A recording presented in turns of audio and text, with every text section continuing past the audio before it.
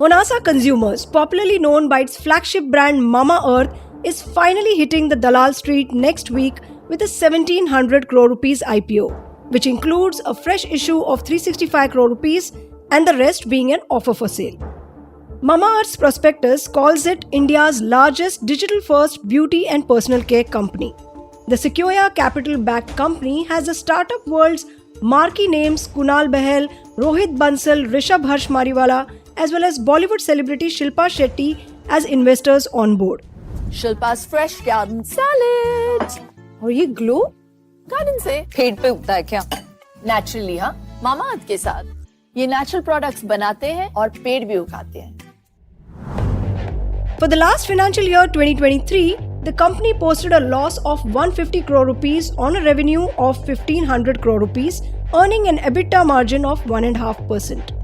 Through the IPO, it is seeking a valuation of over 10,000 crore rupees, nearly 60% lower than the 24,000 crore rupees valuation figure that had gone viral on social media earlier in January.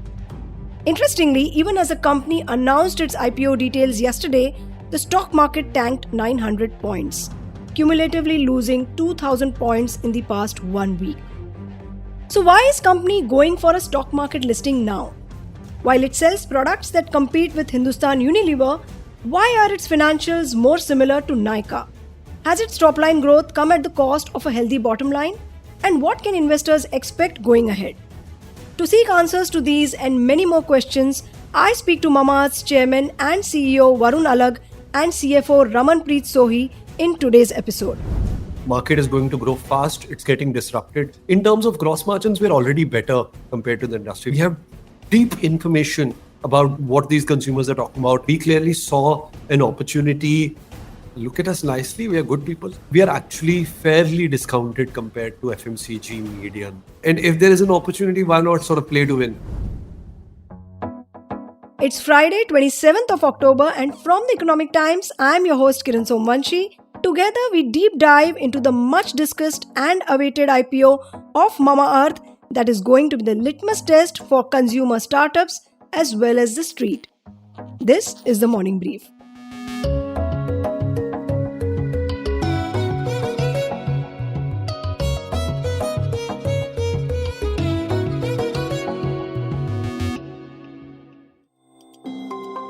Honasa stands for Honest, Natural and Safe.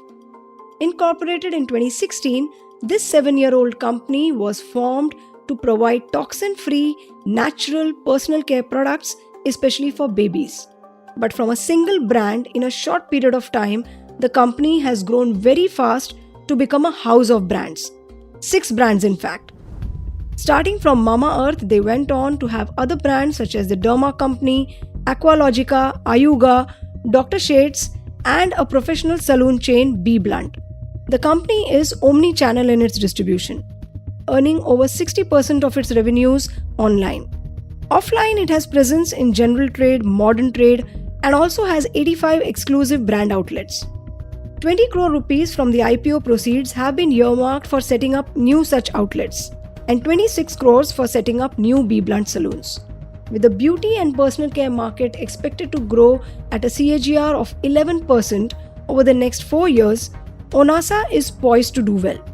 But to find out whether the general public does well investing in the company's IPO, I turn to Varun and Raman from Mamaearth. Thank you, Varun and Raman, and thank you for joining in on the Morning Brief. Opportune time to speak to you guys now that you have an IPO. First, before jumping on to the details and financials and all that, I would like to know what has been the reason for rolling out the IPO now. Markets are looking a little dicey. Is it an exit that a PE investor required? Like, what prompted you now? No, I think if we go back 7 years when me and Ghazal quit our jobs to start this company, we were doing it out of a very personal passion. We couldn't find the right kind of products for our own son. And that's the white space that we wanted to plug for other parents in India by offering toxin-free natural products. And if I roll back and think about that time, we genuinely did not imagine we'll be sitting here talking about taking a company public. For us, the process really started way back in December.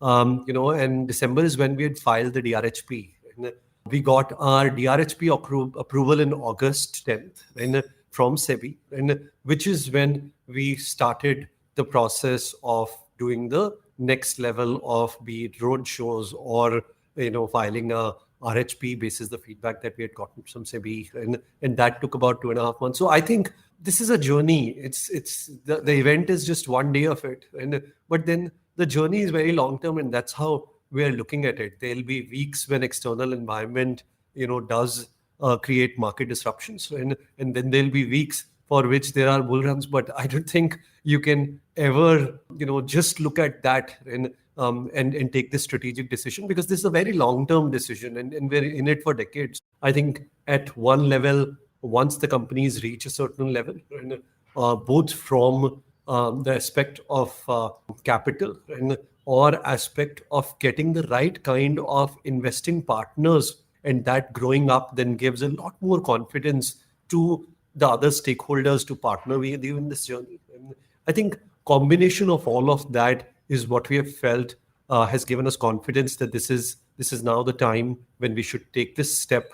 And I think if I may add, I think we've seen a little bit of volatility in the markets, but I think given the kind of interest in our conversations that we've had with our the anchor investors that we'll be releasing shortly, that gives us a lot of confidence in terms of how we are, the position we are in, and I think this hopefully is a temporary phase from a market's perspective, but as a business, I think we've set a right foundation, and hopefully we'll take it from where and like Varun said, it's a milestone, and then we take it from there to our next journey. So it's been, 1.5 years now that we will have another startup, getting listed, so to say, or going for listing. So in 1.5 years, markets have kind of turned wiser in the sense that now profit is the criteria for evaluating a company. Your profitability track record has been little, edgy in the sense that you have 1 year of profit, then you have 1 year of loss. And again, June quarter was profit. Like incorporating in FY17, after 7 years of that, how do you see, going ahead, what investors can expect in terms of profit? Can I make 2 points? Right. One, I think at any point of time, investors not only look at today's profit, but also look at the future cash flows of a company and future potential of the company. And secondly, to your question, I think the numbers that are looking at can be seen with a slightly different lens. Last year, where you're referring to the loss, is on account of an exceptional item, which is a goodwill impairment item, which is a one-off item on the P&L. And if you remove that item, and actually on an adjusted EBITDA level, and we have been positive for the last 3 years now. In fact, we've been paying taxes for the last 3 years, right, on the profits that we generate. What we have been able to demonstrate specifically is how, as we are now scaling, and efficiency is kicking in. We've been able to show that by Q1 of this year, we've been able to take the business to a 6% plus net EBITDA, 7.4% adjusted EBITDA, which does show strong signs of how, as the business scales, we will be able to unlock efficiency in the business. I think other thing that I would like to add, I think on the financial front, is that we've been very capital efficient in this journey. So, we've been working capital negative all through last 3 years and continue to be negative working capital. Right. So the goodwill impairment that you talked about, it's related to the Mompresso business, right? Under the Just for Kids. Yes. So in hindsight, because it was acquired somewhere around December 2021, so what prompted you to kind of within 2 years take a decision of scaling it down and laying off people? What was the decision there? It's less than 7 years that we have existed as a company. We have been able to demonstrate very strong muscle on inorganics when it comes to our core business, which is brands. We've also had certain learnings on potentially what not to do around inorganics in future. Momspresso was a services business, where it was a content and community business. But over time, after spending a fair bit of management bandwidth, we realized that we were not seeing the right kind of metrics shaping up. And all this while, it was also a business which was a bleed business, right, compared to the rest of the business, which was getting better. And this was a business which was not getting better on the P&L front as well. And after much deliberation amongst the board, and what we could see is that we don't see it to become a large value creator over the next 3 to 5 years. And hence, we took the decision of closing that business down and taking the full impairment of that in the last year. Right. Coming to the other businesses, so you have 6 different businesses under Honasa. And when I look at the financials and the breakup for those businesses, 82% of the revenues for FY23 came in from Mamaearth and its brands. So why that? Like, why such a skewed thing? Like, where your Mamaearth brand, the flagship brand, still continues to, churn out the majority revenues, and other 5 brands that you were talking about, which you have acquired later, are still only contributing 20%. Why? It's like saying you had an older son who had passed college, was working very well, right? And you had other kids as well who were in school and who are very young, and you would ask those kids, why you not getting money in house, right? Why you guys so small, right? Look at your older brothers. I mean, I know it's funny, right? But it is the right anecdote, and because Mamaearth has been there for 7 years, right? And that's our core. That's the brand which has demonstrated our ability to scale and craft brands really well. The second brand, Derma Company, has just been there for about 3.5 years now. And it's already showing very strong traction. It has become a 300 crore plus run rate brand in that period of time. Actually, is growing faster than Mamaearth. And the other brands are less than 2 years old. And Aqualogica is just 18 months old, but their growths are simply amazing, and that gives us confidence in the long term. They can also potentially be equally large outcomes.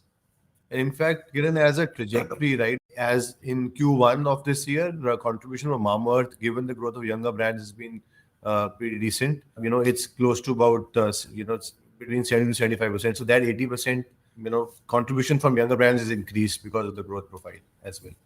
Okay, coming back to the main business, I saw that you have third party manufacturing. So when I compare this with a typical FMCG company, because FMCG companies is what are listed in your RHP as your peer group.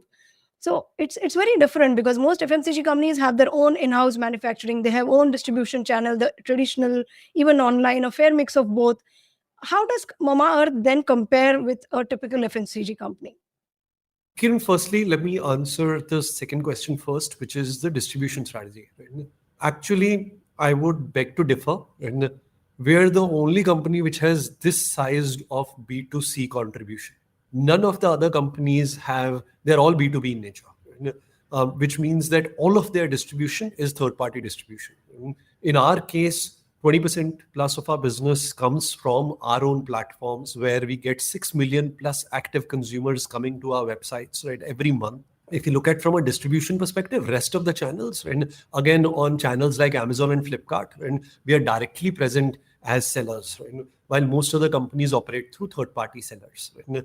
And when it comes to GT distribution, I think we have a very similar model that other companies do. And we again have our own distribution, right, which is what you would refer to if it is distributive model, right, where we have more than 450 distributors across the country, right, which service Honasa brands and take them to retail. Now, on your first question, which is about third-party manufacturing, and I believe if you look at the decadal trends, and almost all FMCG companies are going in that direction. Right? The percentage contribution coming from third-party is increasing, while all our R&D and innovation is insourced. The process of manufacturing, right, is where we partner with high quality manufacturers, right, whose core business is the process of manufacturing. Our own QC people, quality control people, quality check people are appointed at each one of these locations because we are paranoid about quality as a company. Right? So we have chosen to sort of put our management bandwidth and energies into those parts which we believe are far more strategic to our business, and work with excellent partners on parts which we believe can be outsourced to people who excel at that. The reason I brought this comparison with FMCG companies is because even on the margin profile, when I look at the EBITDA margin, your margin is around 6% if I have to take, for June quarter also. Compare that with a typical FMCG company, it is anything between 15 to 20 to 25%. Yeah, of course, it can always be argued that you are a young company and a startup and a different model. You are more omni-channel. But then should I compare you with something like Nykaa, or why should I compare you with other FMCG companies? Don't just look at one number, no? Yeah. When comparing, and also compare growths. We are investing to grow faster.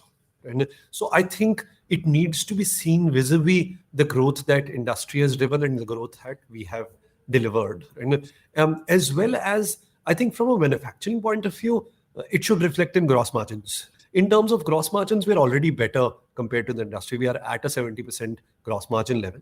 We're just choosing to invest in our brand building and grow faster. We have reached some of these milestones which others have taken 15 to 25 years to get, which is 1,000 crore brand building milestone. And we've been able to reach there in just 6 years. And I think that also is something which needs to be parallelly accounted. And I think if I may add, I think you mentioned Nykaa. We're obviously, can't be benchmarked. They are a retailer and their gross margin profiles, because they take margins from other brands and other brands sell on their platform, are limited. And whereas we are a brand company and our gross margin profile is what we realize as a company directly from the consumer and from a customer. So there is that big value chain difference there. And so there is, the cap on their operating margin for a company like Nykaa very different from the cap potentially for us when we sort of benchmark us to them versus an FMCG. They're in fact a great partner for us. Yes. We work together in the journey of building brands, and we provide all our brands on their platform. Coming to the brand building part of it, because you mentioned it now, I saw the numbers again on brand building. Around 35% of your revenues are spent on advertising. And even half of this IPO proceeds of around 365 crores, around 180 odd crores are going to be spent towards advertising. So I'm wondering as an investor, because this is high, FMCG companies typically spend 10 to 12 to maximum 15% of their revenues, or even on the higher side, towards ads. So when you come down to that, rationalized FMCG level, the industry benchmark, will it impact your sales? Because right now you're investing so much in your brands, and of course you are seeing the fruits in terms of revenues. But when you stop doing that, how will that work out? We will know when we will know. Currently, though, we are aggressively investing only. And we genuinely believe that there is growth to be taken, and we will continue to drive that growth. That said, what I would also add is two things. One, that this percentage itself has rationalized over years. Even at an organization level, for us, this ratio from a 41% has come down to a 35%. And that 35 also is the sum of parts. And because there is the 5 young brands that we have created in the last 3 years, which are in invest mode, for which this percentage is far higher. In fact, in FY23, this percentage for the younger brands was 80%. So imagine the scaled up brand Mamaearth is actually at an even better trajectory related to it. So I think that's how this needs to be seen. Right. Because what I get is there's so much of push part in your business, through advertising, through sales, and through influencers being taken, that I'm wondering, how do we judge the pull part of your business, like consumer demand? Like, how do we judge that? Finally, all that is pull part of our business, right? I mean, when you do consumer advertising, you're actually telling consumers why they should try a certain brand or try a certain product. You're educating them in that journey. And the decision of buying is something that they take themselves. And I think the best indicator that I would tell you from a pull perspective, and that's a North Star metric that we track internally as well, right, is the number of Google searches that our brand generates every quarter. And in fact, that number, we are not only amongst the highest amongst all BPC brands out there, which is the number of consumers who search for, let's say, a Mamaearth on a Google search bar. But even compared to some of the beauty platforms, we are bigger on those searches, right? And these are consumers who are coming and searching for the brand, right? Which means they're showing intent that they want to know more and want to buy the products, right? And I think I would refer to that as pull, right, and not as push. Right. Which are your top 5 selling brands? As a consumer, I would want to know. Like, which are the top I mean most, products. yeah, products? So I'd say Upton face wash of Mamaearth, onion shampoo of Mamaearth, Multani Mitti face wash of Mamaearth, which is a new entry. And I'd say Aqualogica sunscreen, and our face serums from Dermaco, and our moisturizer from Dr. Sheth. These are all products that you must try. Right. Mamaearth is a strong brand. Like, it is a mother brand, and I think it's the most recognized one in your entire basket. So, had it been only you focusing on Mamaearth and building it, like, wouldn't have that be a better strategy rather than getting into other brands and dividing your bandwidth and the money and the investments all over? Because my only sense is that has the top line growth come at the cost of the bottom line growth and also your own management bandwidth? Again, that depends on the kind of organization you want to build in the longer term. And, I mean, one of the things that we clearly, at least internally, agreed upon was the fact that we want to build a company which fulfills consumers' desires in the beauty and personal care space. And if we are there to fulfill that, and why should we be judging someone who wants, for example, a scientific product, and or someone who wants an Ayurveda proposition, and is not keen on just a naturals proposition? The one brand that we have could have potentially fulfilled and gained share in that proposition, right, which is the naturals proposition, but that does limits its TAM. And that does limits our ability as an organization, to really build the finest beauty and personal care company out of India. In the short term, it might require more management bandwidth, more work, and a bit more investment as well. But in the long term, that is the strategy which will ensure you have multiple legs and engines to grow on. From the financials and from what you tell me, I just feel that you guys are in a lot of hurry hurry to grow, in the sense that what FMCG companies have taken 20 years, 25 years to kind of build, you have done that or tried doing that in 7 years or and more so. So how do you see that? Like, is it possible? Is it easy? And the risks that are involved, are they calculated? Like, how do you see that? Is it possible? I think we have shown that it is possible, right?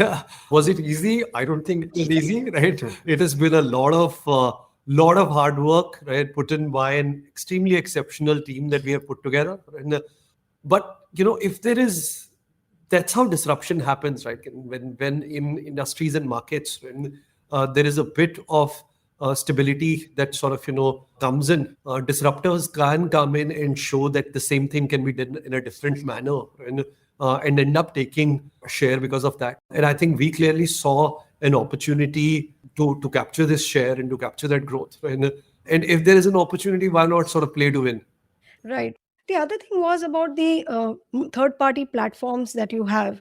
So, one of the information in the RHPSO is 58% of your revenues come from these third party platforms, and 34%, that is one third of the revenue that you earn from there, you have to pay back to them in the form of sales commission or fulfillment costs. So, how does that work? Is it a sustainable model, so to say? I think just to, so on these platforms, Amazon, Flipkart, these are our large platforms that we work with, our large partners as well. Here we sell directly, like Varun was mentioning, as a seller to the consumer. So it's very similar to how we sell on a direct to consumer platform, which we have, our D2C platform, our website platform. And then when you sell on a platform, there are certain charges which are given to the platform as commission, partly commission to some extent, but largely the storage, warehousing, fulfillment charges, which anyway would have sort of taken ourselves if we were selling directly through our D2C platform. So from a sort of like for like comparison, from a, let's say, direct to consumer channel and a B2C e-commerce platforms, it's, for us, financially, commercially, it's on a same level playing field when it comes to that comparison. Yeah, but from the market, I've understood maybe this commission is still lower charged to you compared to other players. And in case tomorrow, if the commission grows up, then it really impacts you. Is it so? Absolutely not. That's not the case. In fact, commission, it's a sort of open book model which platforms follow. It's like it's clearly mentioned on their platforms. Everyone is charged same commission. Of course, commissions vary depending on the size of the business, depending on the kind of portfolio that you're selling on the platforms. But it's absolutely democratic when it comes to sharing those commercials. It's not that it's a secret deal with a brand or company like us. It's that never happens. So overall, 60% of your revenues come from online and the remaining offline. So going ahead, like what kind of channel mix you are kind of targeting at? Like how much would be online, offline, within offline also, how much through your EBOs, how much through traditional distribution? So what is your preferred way of doing it? No, over there is that a brand has its own journey through which it goes, right? Now, the early adopters of any category are the most savvy consumers, right? So they would buy from D2C, they would buy from e-commerce, and that's why the younger the brand, the higher will be contribution of D2C and online channels. And as the brand scales and your consumers move from this early adopter towards late majority, and the channel of choice that this late majority consumer prefers is actually physical, because that's what they're used to more. So brands also then need to accordingly move their distribution more towards physical, right? And hence, I think we see this as a journey that every brand takes. And Mamaearth has taken this journey from being only D2C to digital first, to then getting into retail stores, to now being present in 150,000 stores in the country. Right? And over time, probably will continue to grow there. Right? The other brands, which are far younger, are still in a stage where 90-95% of contributions are coming from online. Right? Some of those brands have started seeing demand in offline now, where we will go and take them in and expand the way Mamaearth expanded. But each of these brands will see a similar journey over time. Okay. And the other thing was about the product returns. That's an issue which predominant offline players don't have. Like we just buy and then we take the product home. We never return them. But that is a case when you buy off online, you have that liberty to return. And I saw in some numbers that for June month itself, you had some 21,000 cases of returns. And on an average, 76 rupees you bear as a freight cost when the product is returned. So how do you see that aspect of your business where you have these returns coming in?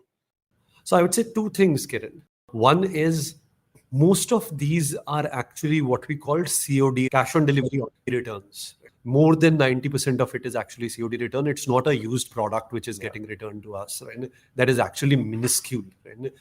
And that number, which for example will be less than like 2,000 if 21,000 is this. Right? Compare it to the quarterly unit volume that we have as a company, right? Which actually is close to 2 crore units that we sold, right? In the quarter. Right? Comparing it to that, 2,000 orders is actually minuscule. And in those cases, we are actually, if someone is not satisfied, we are happy to work with them, take that feedback, and make sure that we become better over time. But it is absolutely minuscule as a percentage of the overall volumes that we do. Coming on the valuations now, IPO, so we can't not talk about valuations. Are you leaving any room for investors to make money? Because when I look at the numbers, like, PE, if I calculate based on FY24 estimated profit, around 100 crores of profit, if I consider, then PE comes to around 104. And market cap is of around 10,000 crores, which is like 5 to 6 times of your top line. So, keeping that in view, when I compare it with other FMCG companies, they are rich valuation. They're not modest. So, that I wanted to have a word with you on, like, how do you see that? Kiran, I think when a company hasn't reached the stable EBITDA levels, right, and is in fast growth mode, is in invest mode, right, the better multiples or comparables to look at are, for example, EV by revenue that you talked about, right? EV by gross margin, in fact, is something that one could look at, right? Because finally the pool flows through it. Right?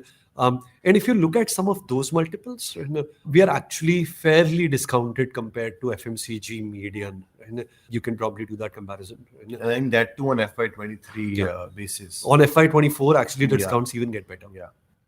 Right.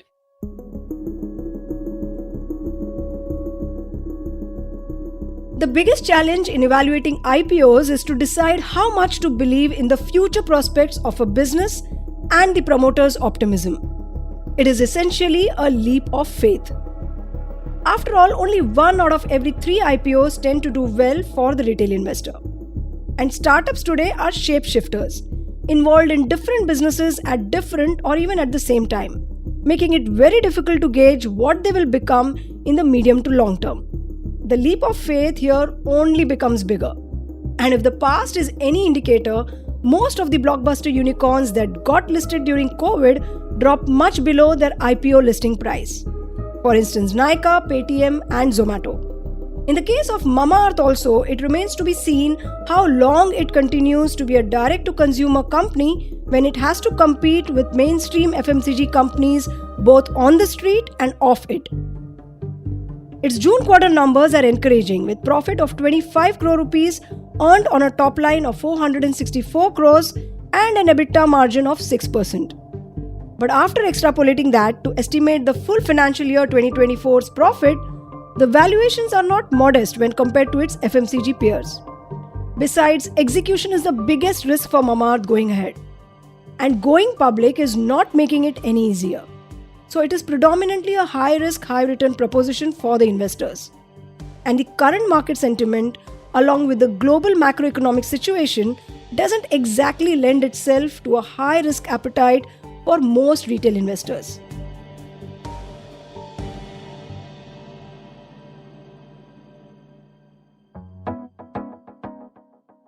So that's it for today. This is Kiran Somanshi from The Economic Times, and you were listening all about Mamaearth's IPO only on the Morning Brief. A thank you to Varun Alag and Ramanpreet Sohi for sharing their insights. This episode was brought to you by sound editor Amrit Reji and producer Surohini Jain. TMB's executive producers Anupriya Nair, Anirban Chaudhary and Arijit Burman. Thank you for listening, and if you like this episode, do spread the word.